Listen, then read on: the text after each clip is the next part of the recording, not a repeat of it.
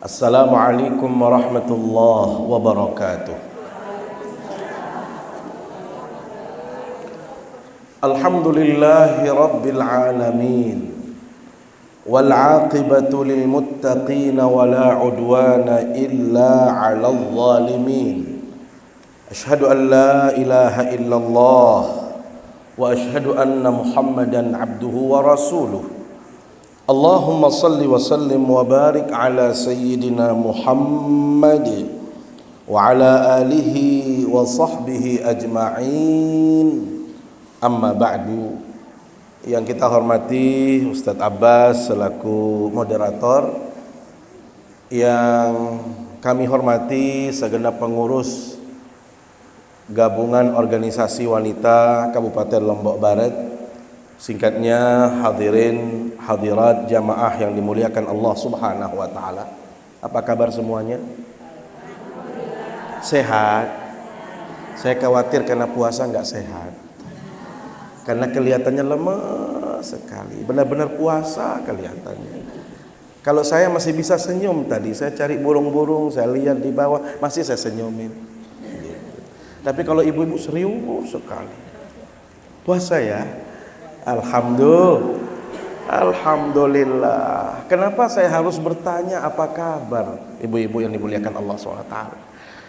Karena setiap orang yang bertanya itu berarti dia benar-benar atensi kepada kita, benar-benar dia perhatian kepada kita, benar-benar dia mengharap kesehatan, benar-benar kita dalam keadaan yang terbaik dalam kehidupan kita. Makanya orang itu bertanya. Apalagi kalau dalam tradisi Arab, ibu-ibu, orang Arab itu biasanya kalau duduk sebentar saja, taruhlah kita berjumpa seperti ini 10 menit, maka 10 kali akan keluar ucapan apa kabar dalam redaksi yang berbeda. Kaif halak, شو أخبار إيش لونك كيف الأمور كيف الأهل كيف الأولاد كيف البنات. Semua orang Arab itu 10 menit kita berduduk, dia akan bertanya gimana kabar keluarga, gimana anak-anak, gimana putranya, bagaimana terus seperti itu.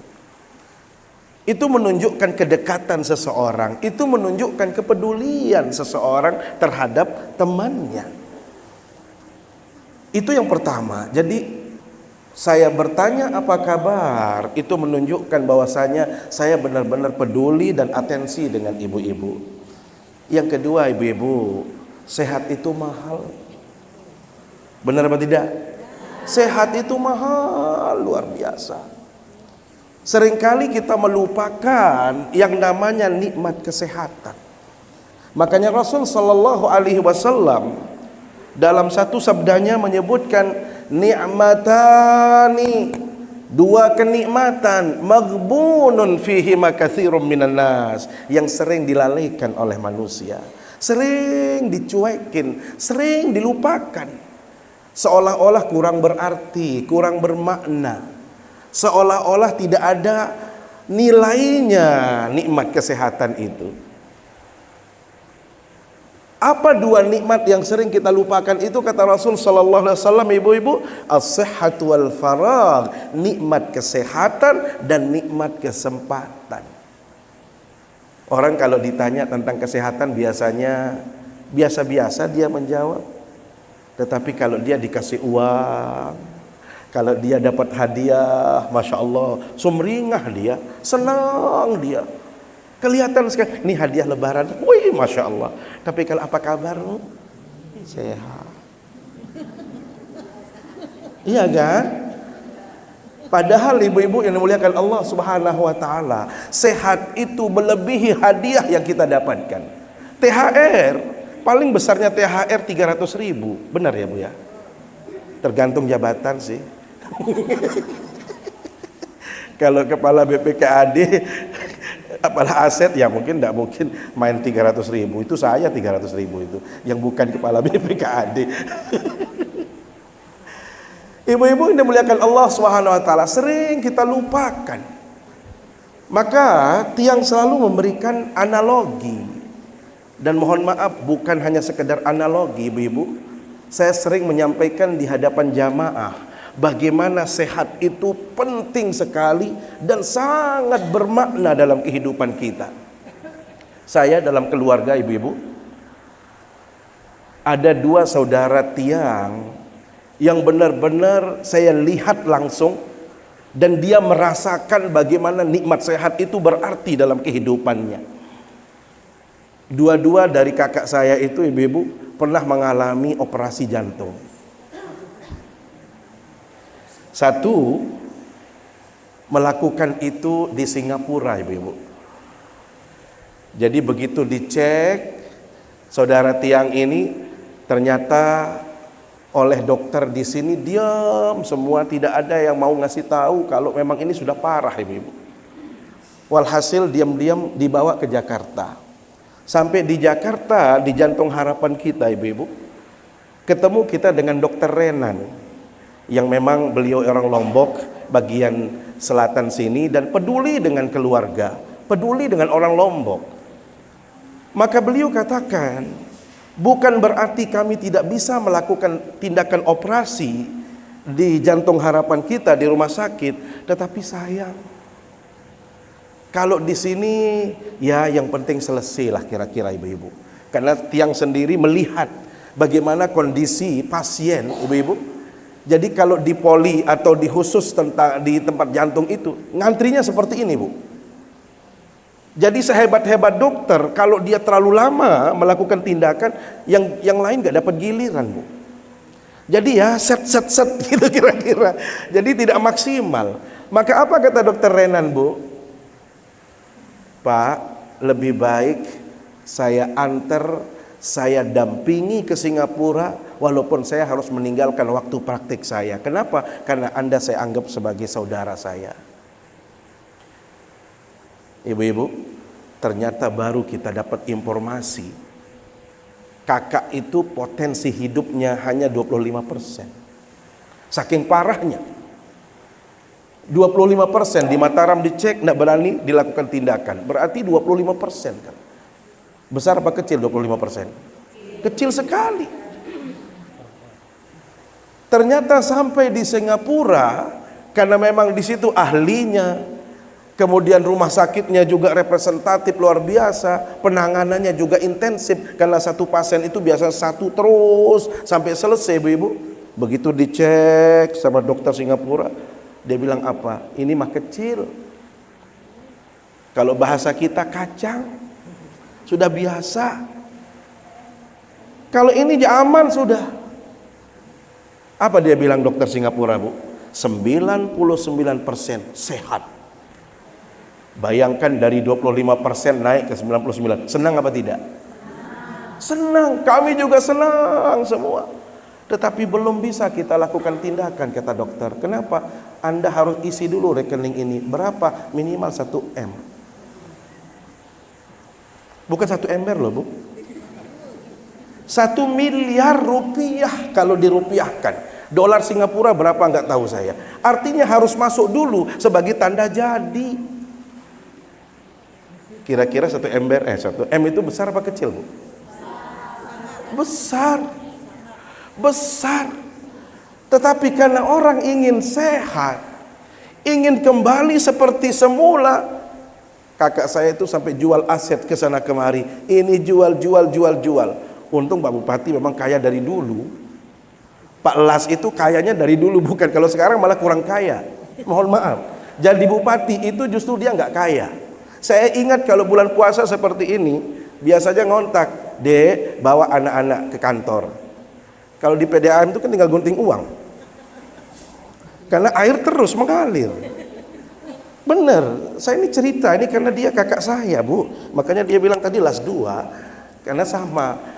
Lalu Ahmad Zaini, lalu Ahmad Zainuri. Jadi kalau dia las, saya juga las. Iya, tapi las 2 namanya di sini. Ibu-ibu, saya bilang dulu kaya Pak Zaini itu, sekarang dia miskin. Nggak ada panggilan-panggilan sekarang ini. Kenapa? Karena memang nggak ada uang.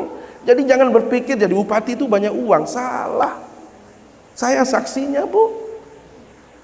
Ya, Cuma memang kebutuhannya tercukupi, terpenuhi, semua itu saja enaknya jadi bupati. Makanya saya nggak mau jadi bupati, nggak mau. Mending begini ceramah di sana sini dapat itu, wah itu paling enak. Makanya Pak Bupati itu selalu bilang, saudara saya yang paling nyaman hidupnya, paling enak hidup hanya saya.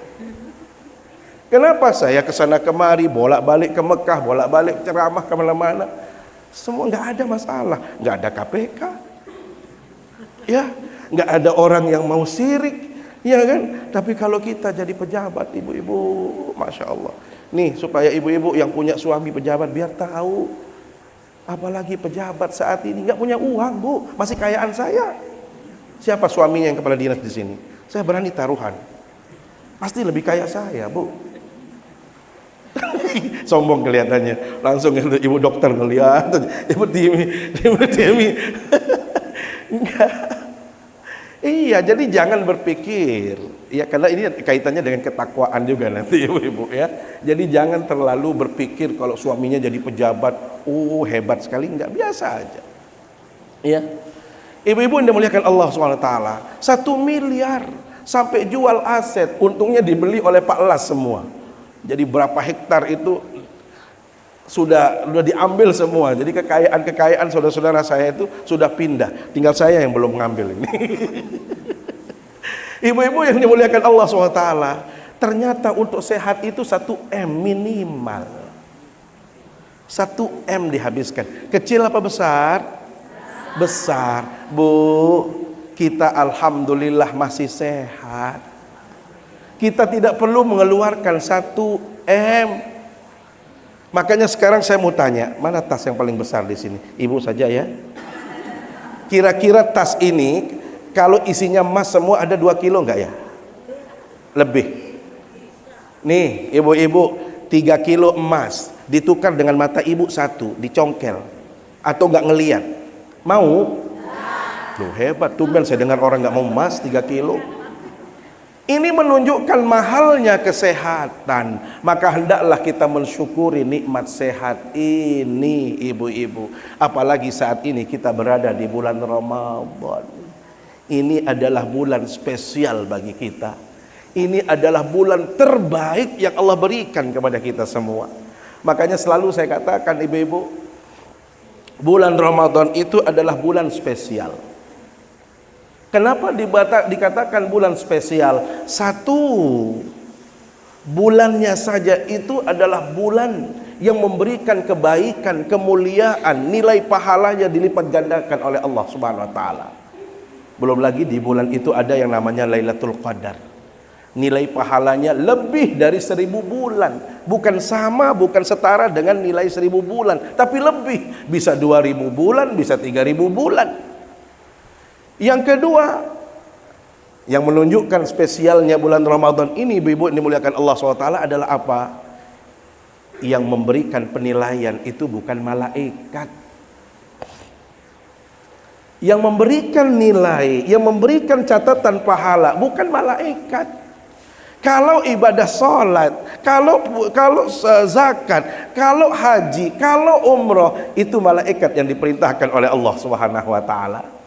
Tetapi kalau puasa, apa kata Allah dalam hadis qudsi? Illas siyama fa innahu li wa ana ajzi bihi. Malaikat, Anda boleh memberikan nilai untuk ibadah-ibadah yang lain. Salat silahkan Anda nilai, zakat silahkan dinilai, haji umroh kasih nilai. Tetapi kalau puasa, biar saya yang menilainya. Siapa yang menilainya, Bu? Allah. Yang namanya malaikat itu kan tunduk kepada perintah Allah. Dia tidak boleh melebihi standar maksimal. Berapa standar orang kalau beribadah, Bapak Ibu? 1 ibadah dibalas 10 atau paling banyak 750. Al hasanatu bi asyri amthaliha ila 700 dha'f. 1 kebaikan dibalas 10, maksimal 750. Malaikat itu tidak boleh melebihi itu, Bapak Ibu. Kenapa? Karena dia tunduk kepada perintah. Allah yang memerintahkan, malaikat kasih dia ini pahala, tapi 1 sampai 750 paling banyak. Kecuali puasa. Kalau puasa itu karena dia untukku. Puasa ini benar-benar dilakukan hanya untukku, maka biar saya yang memberikan penilaian. Bisa dibayangkan ibu-ibu, yang memberi penilaian itu adalah pemiliknya langsung. Saya sering berikan contoh ibu-ibu. Kalau misalnya saya punya sahabat itu orang-orang hebat ibu-ibu. Ada tukang besi, ada bos besi. Itu salah seorang di antara sahabat saya.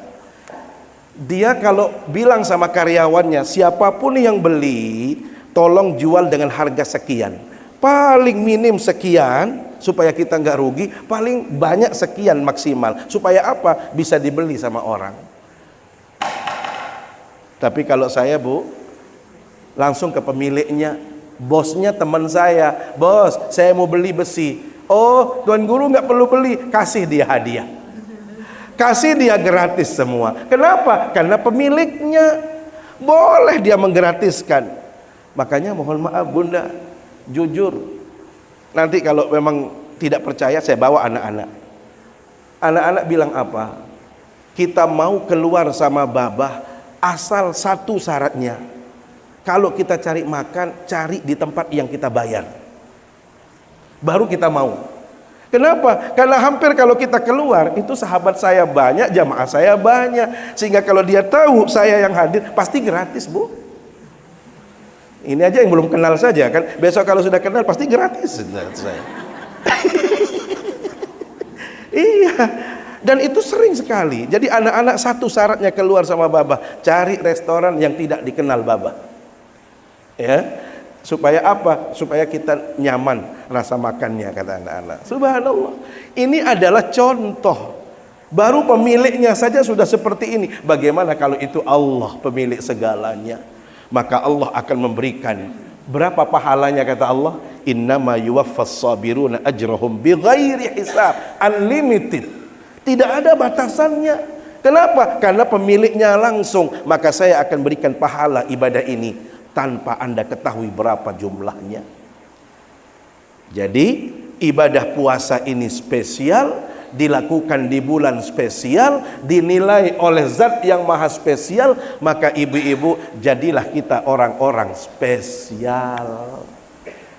Karena itu yang diperintahkan oleh Allah untuk berpuasa itu bukan sembarang orang ibu-ibu. Allah tidak mengatakan ya ayyuhan nas. Allah tidak mengatakan sekalian manusia saya wajibkan Anda puasa. Tidak.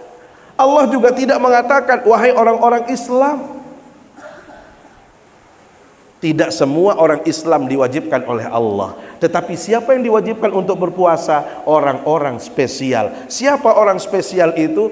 Ya ayyuhalladzina amanu, wahai orang-orang yang beriman. Jadi tidak sama orang beriman dengan orang Islam. Boleh di KTP-nya namanya Suryani, tapi dia tidak sholat. Ada namanya Suryani di sini? Nggak ada.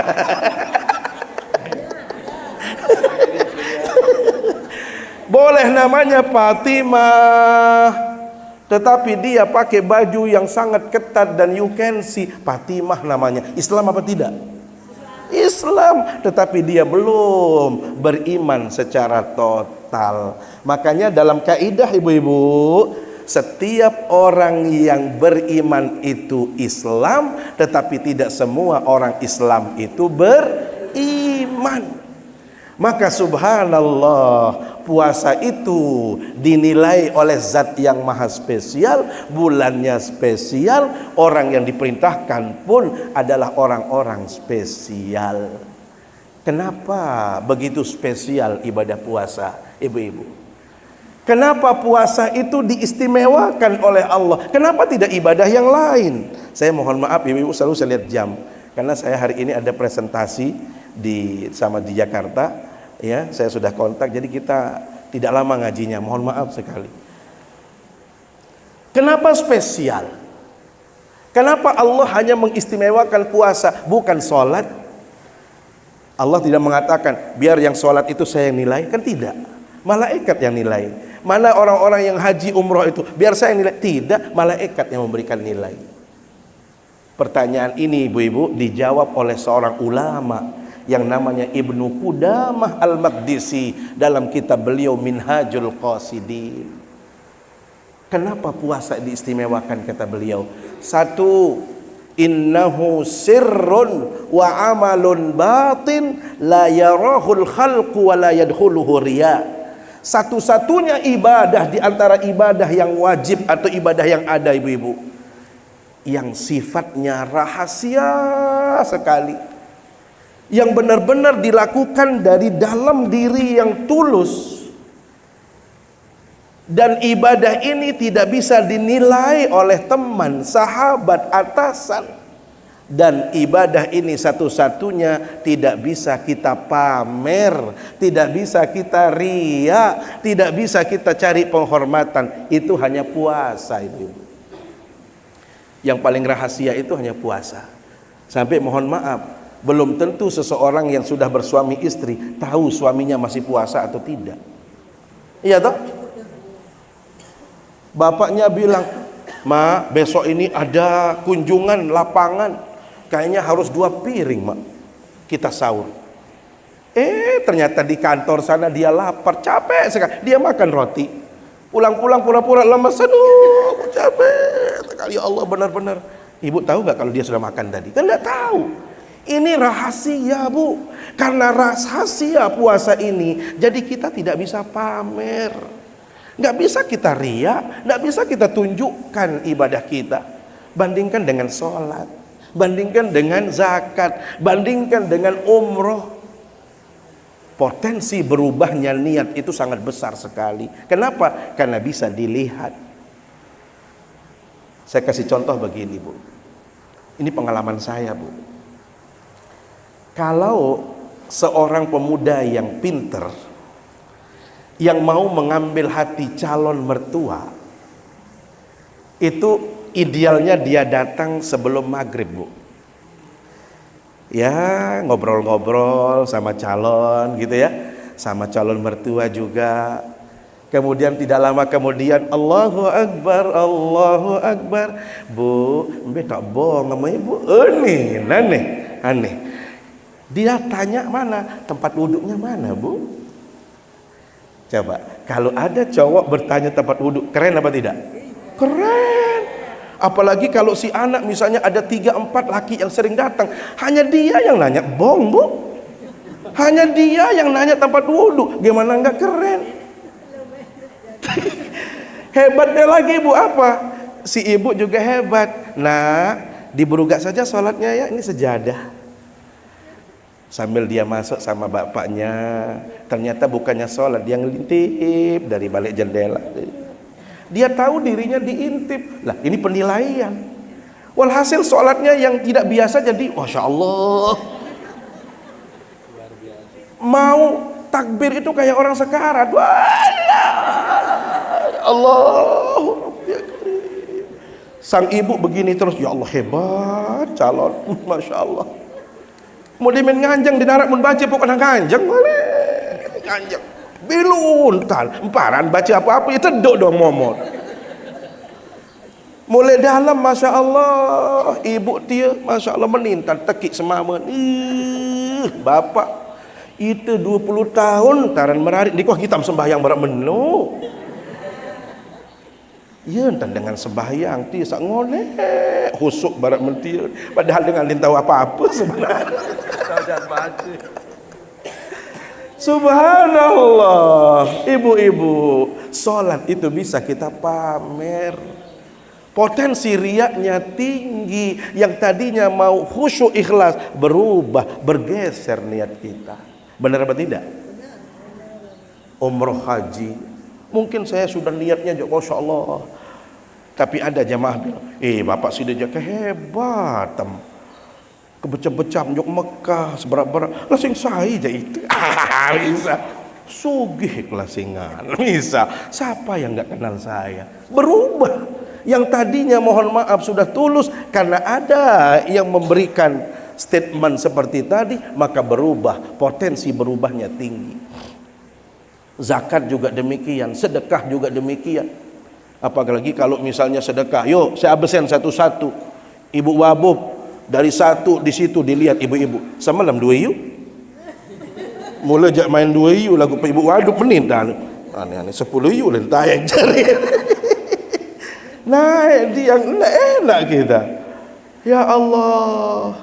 Kalau ibadah selain puasa ibu-ibu, potensi kita riya, potensi untuk kita pamer karena dilihat oleh orang itu sangat besar. Tapi kalau puasa bisa pamer enggak? Padahal tak lapah bu, bermit namanya pamer. Hebat sih dia puasa. Padahal hebat karena sih dia puasa.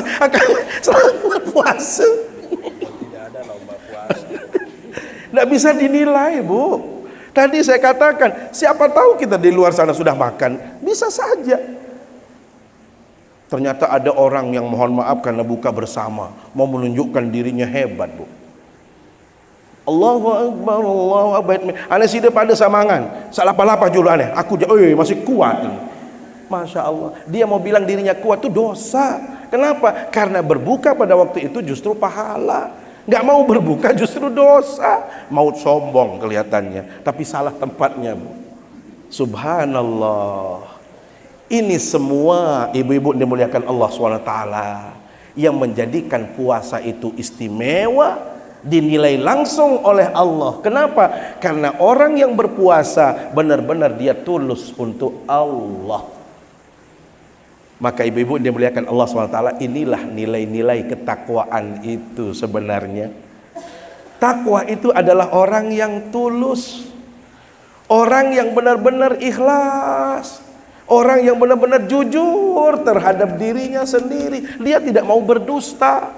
Orang yang benar-benar menjaga pola makannya. Padahal ibu-ibu di hadapannya dihidangkan makanan yang lezat-lezat, tetapi subhanallah dia tidak mau menyentuhnya. Kenapa? Karena belum waktunya. Sehingga puasa melahirkan orang-orang yang disiplin, dan disiplin itu juga bagian daripada takwa. Maka ibu-ibu yang dimuliakan Allah SWT, takwa itu adalah tujuan utama semua ibadah yang kita lakukan, bukan hanya puasa. Dalam konteks puasa Allah katakan apa? La'allakum tattaqun, supaya engkau menjadi orang-orang bertakwa. Ibu-ibu, dalam bahasa Arab ini justru menggunakan sighah mudhara'ah. Dia menggunakan kata kerja yang terus berlanjut, mudhari, menunjukkan apa? Tattaqun. Takwa itu bukan hanya di bulan Ramadan supaya Anda menjadi orang yang bertakwa terus menerus, bukan hanya di bulan puasa, bukan hanya di masjid, bukan saat pengajian, tetapi dimanapun Anda berada, Anda akan menghadirkan ketakwaan. Makanya ulama ibu-ibu mendefinisikan takwa. Apa sih takwa itu?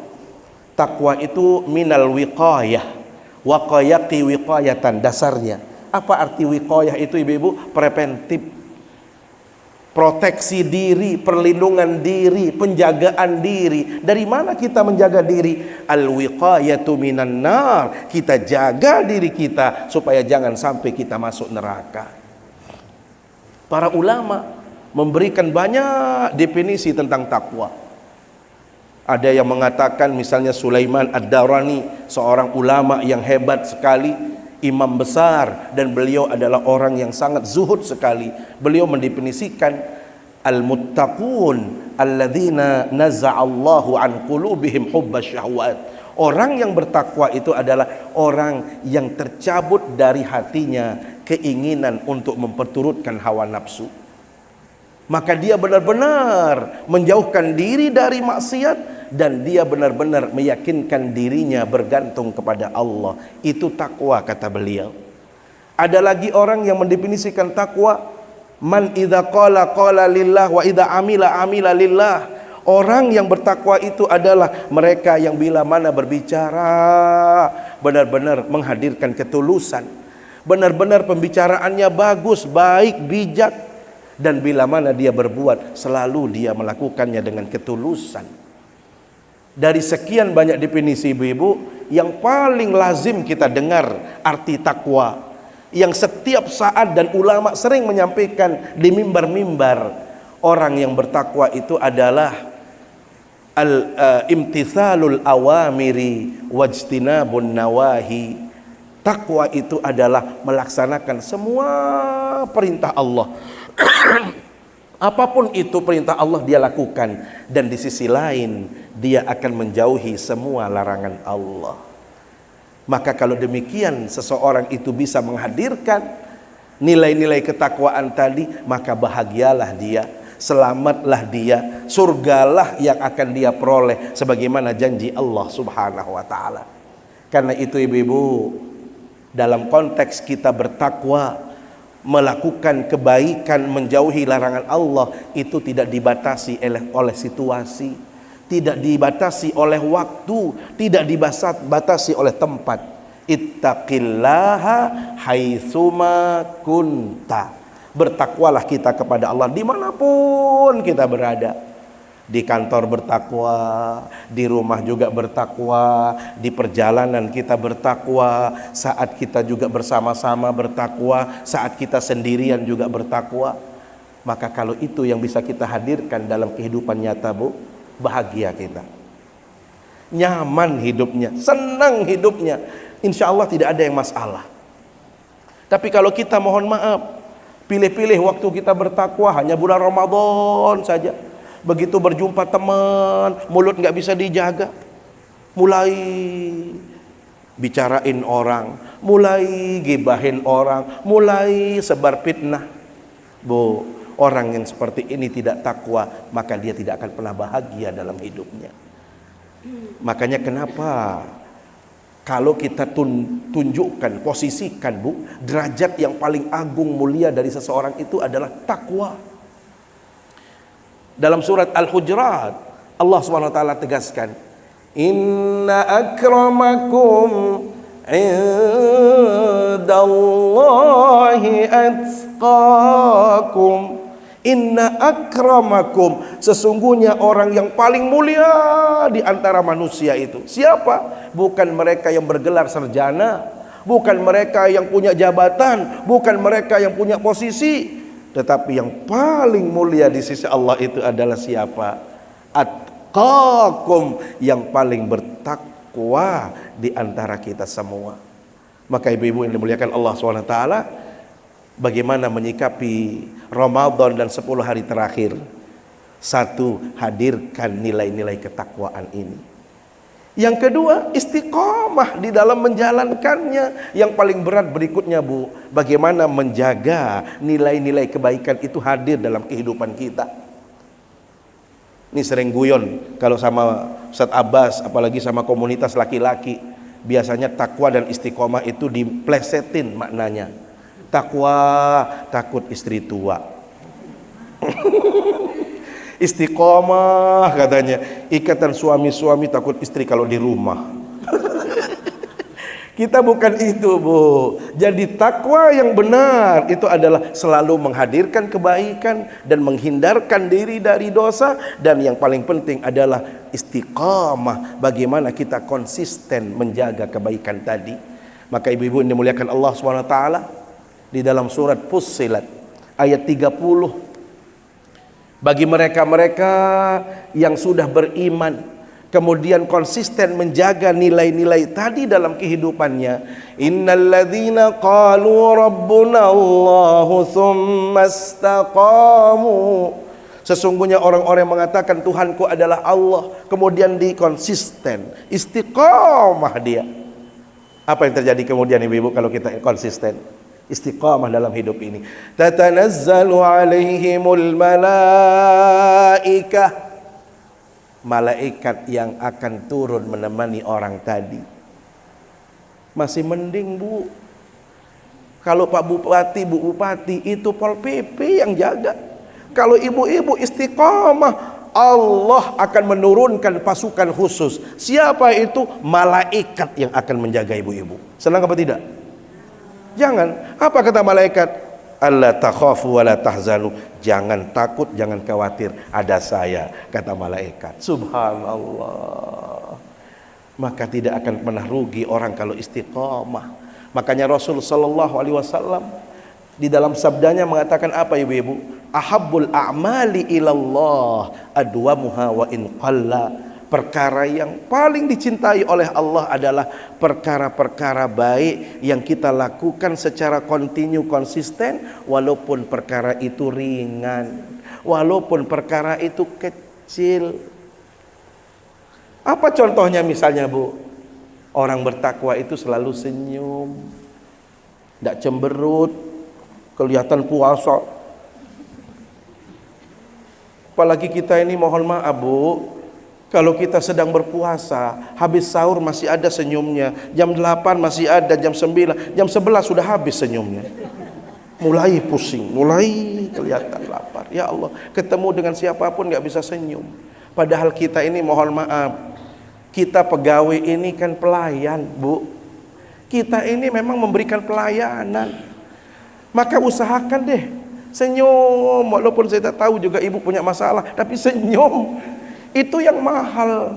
Saya mohon maaf, orang pasti mengatakan si Zainuri yang suka senyum itu ya. Memang saya senyum. Saya kalau nggak ketemu sama siapa-siapa, saya lihat tembok saya senyum. Nggak ada lagi, saya lihat pohon. Daripada minimal saya dapat pahala hari ini. Pahala dari mana? Senyum. Senyum dengan siapa? Pohon. Karena nggak ada orang yang saya temukan. Saya mohon maaf Bu, mikirnya begini saya. Bayangan saya di akhirat kelak, kita dikumpulkan di padang mahsyar. Semua kita mencari perlindungan. Semua kita mencari orang yang akan membantu kita memberikan syafaat. Bolak-balik, ada yang ke Adam, ada yang ke Idris, ada yang ke Nuh. Semuanya mengatakan, saya nggak bisa. Saya sendiri belum tahu nasibnya. Walhasil datang semua orang ke Nabi Muhammad sallallahu alaihi wasallam. Giliran saya ketemu baginda Nabi. Siapa anda, kata Nabi? Zainuri, baginda Nabi. Saya enggak menemukan apa alasan saya untuk memberikan kamu syafaat, Zainuri. Tahajudmu kurang, ngajimu juga kurang, sedekahmu kurang, semua kurang. Tapi untung kamu dulu hanya bisa senyum saja. Nih saya kasih kamu syafaat gara-gara senyum. Masih mending saya dikasih gara-gara senyum. Nah ibu-ibu yang nggak bisa senyum mau dapat dari mana? Tahajud sulit, sedekah berat, puasa sunnah juga nggak pernah, senyumnya sulit. Nah bahaya Bu. Maka dari sekarang awas, bukan ketemu saya saja, mau ketemu siapapun juga harus senyum. Ya. Saya ingat di UIN dulu, karena saya dosen Bu. Jadi termasuk di Bank NTB. Karena saya juga sedang berproses ya, tinggal di OJK menjadi ketua Dewan Pengawas Syariahnya. Ibu-ibu, waktu para pimpinan UIN itu di training, didatangkan trainer dari Amerika, berapa biayanya Bu? Berapa honornya? Masa materinya hanya melatih senyum? Hanya itu saja. Satu-satu disuruh coba senyum. Orang yang nggak bisa Bu. Karena nggak biasa. Kalau saya kan di mana-mana udah biasa. Saya di kamera mau jam berapa pasti saya begini. Kenapa? Karena udah terbentuk saya itu Bu. Terbentuk benar saya. Jadi mau jam berapa saya mutu, dalam situasi bagaimana, nggak ada cemberut saya. Nggak ada. Selalu gitu. Ya kenapa? Sudah terbiasa Bu. Jadi orang yang nggak terbiasa suruh senyum, bingung dia. Coba saya tes satu-satu bingung juga. Ya Bu, itu jadi apapun yang kita lakukan, istiqomah kita lakukan, konsisten kita lakukan, maka insya Allah janji Allah tadi, saya akan turunkan kepadamu malaikat yang akan memberikan penjagaan, dan endingnya kata Allah SWT, wa abshiru bil jannati allati kuntum tu'adun, dan berikan kabar gembira berupa surga yang dijanjikan oleh Allah SWT. Karena itu ibu-ibu dimuliakan Allah SWT, nanti cari sendiri ayatnya di dalam surat Talaq ayat 2, ayat 3, ayat 4. Siapapun yang bertakwa, kata Allah Subhanahu wa taala di dalam ayat itu, satu, wa may yattaqillaha yaj'al lahu makhraja. Orang yang bertakwa, kata Allah Subhanahu wa taala, yaj'al lahu makhraja, Allah akan berikan solusi terhadap apapun yang dia dapatkan saat ini. Masalah apapun dan bagaimanapun beratnya, pasti ada solusi. Kenapa? Orang ini bertakwa. Yang kedua, apa yang Allah janjikan kepada orang yang bertakwa? Wa yarzuqhu min haitsu la yahtasib. Orang ini akan diberikan rezeki dari jalan yang tak pernah dia sangka-sangka.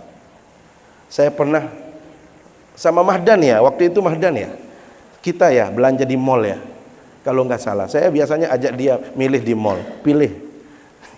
Jadi teman-teman minta baju, ayo datang ke mall, pilih sendiri ya.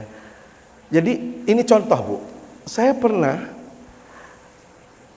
waktu itu belanja kita 1 juta lebih.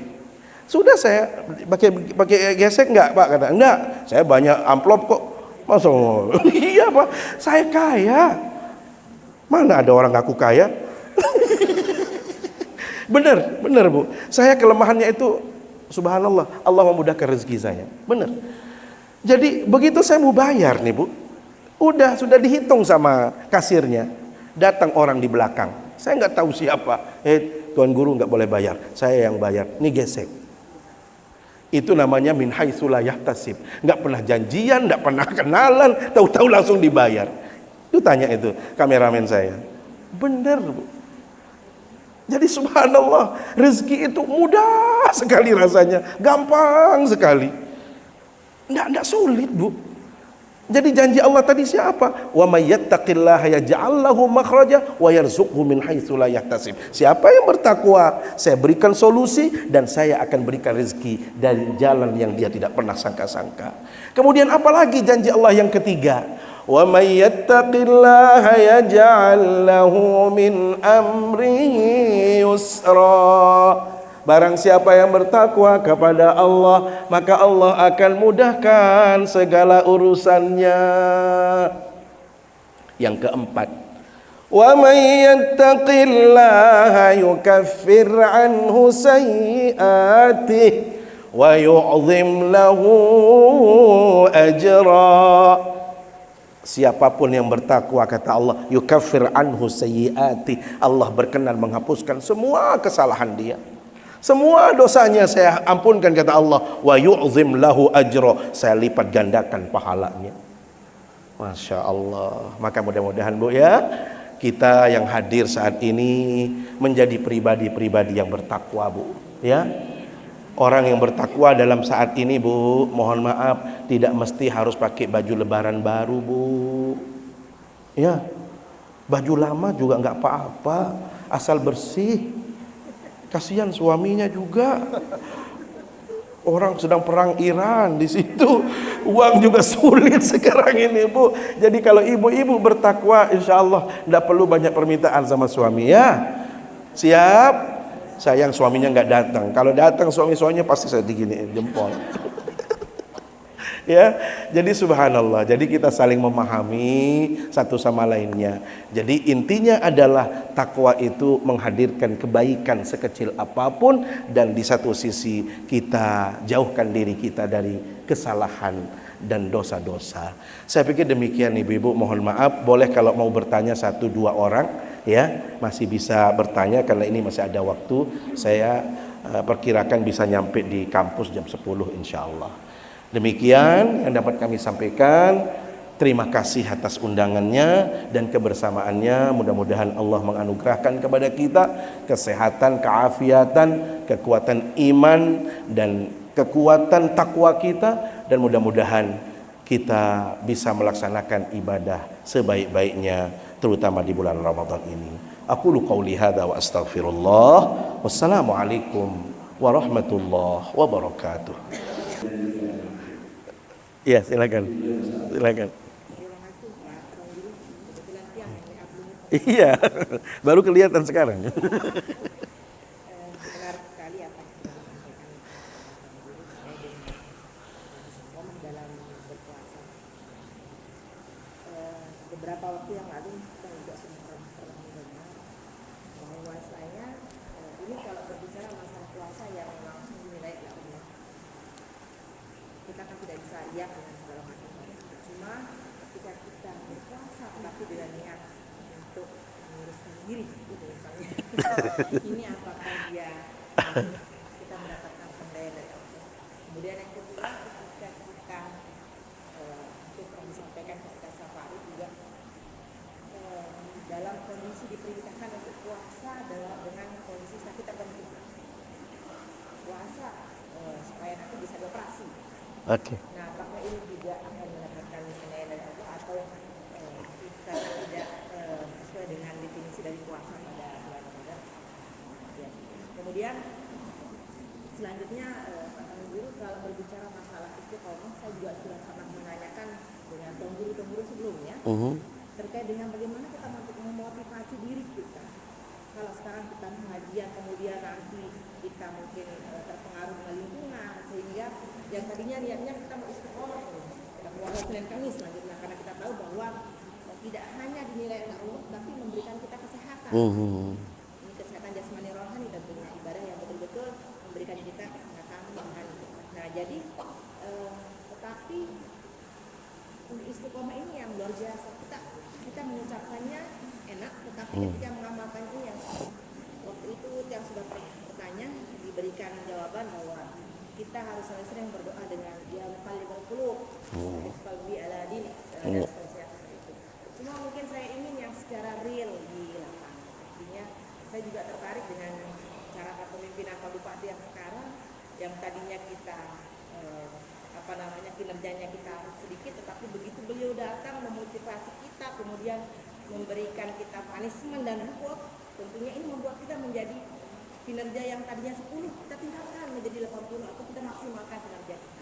Nah, kenapa tidak bisa kita begitu dengan Allah, termotivasi dan istiqomah untuk melakukan ibadah-ibadah, terutama ibadah puasa.